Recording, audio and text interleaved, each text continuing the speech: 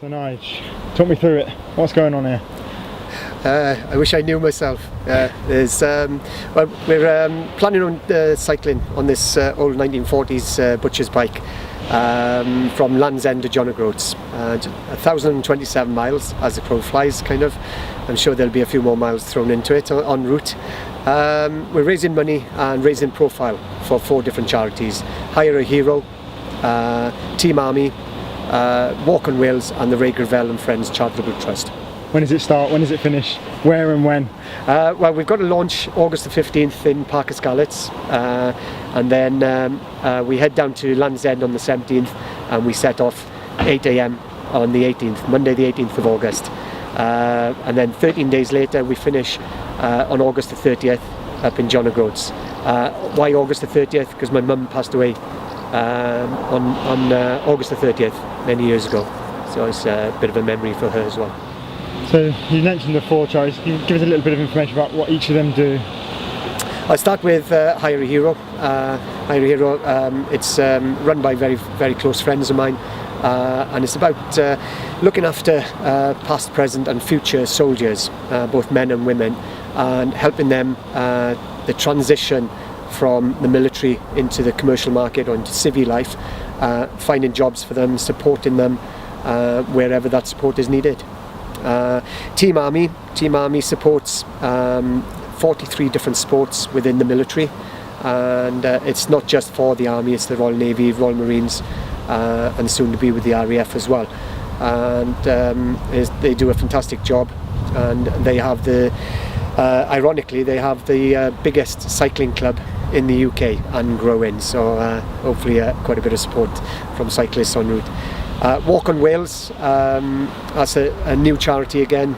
They walked around Wales last year over a period of 69 days, remembering fallen comrades that the organisers lost down in the Falklands when they were on Sir Galahad.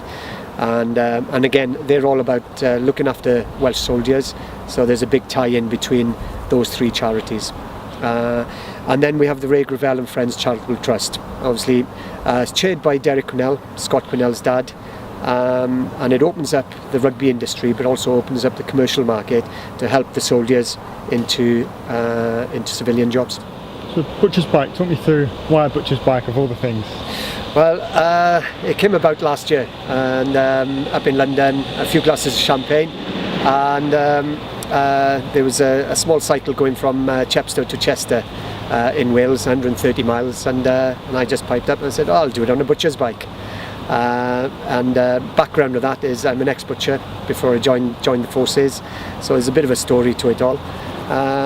If it wasn't for me starting a job in the butcher shop when I was 15, then I wouldn't have had the career that I've had.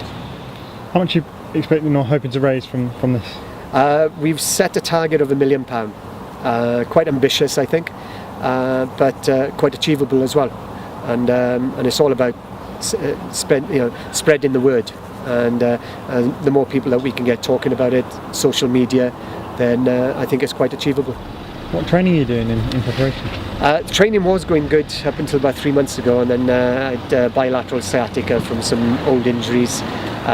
So they've eased up a little bit. So at the moment, it's very, very little. I haven't been on a bike for 3 months. And 130 miles Chepstow to Chester. You're now doing 1,027. How will that compare, and can it prepare you at all for what you're getting into? No, I can't do. I don't think. At least I've had the bike serviced for this particular trip, and the seat post works, so I can get a better comfortable position on it. Does it prepare me? No. It was an epic journey, the 130 miles in 18 hours. But on this one, it's 13 days and averaging 80 plus miles per day.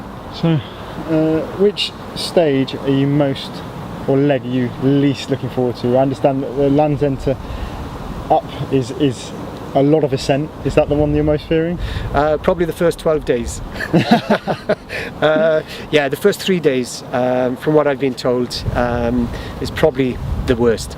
And also getting the body used to the long days, because it's obviously I can't travel at the speed of a normal cycle.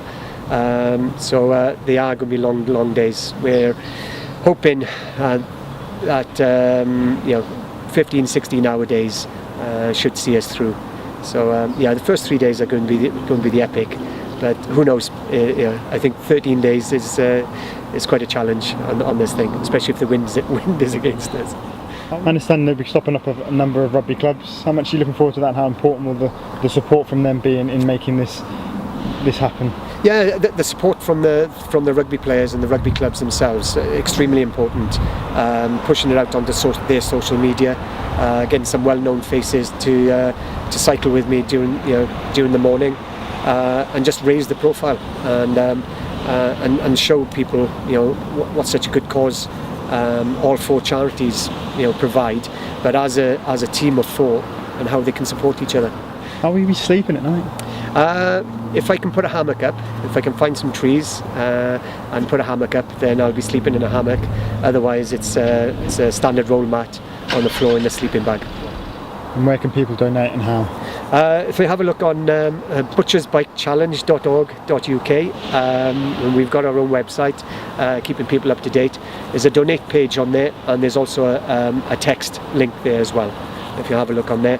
And also all four charities, if you visit them, Hire a Hero, Team Army, Walk on Wales, and the Ray Gravel and Friends Charitable Trust.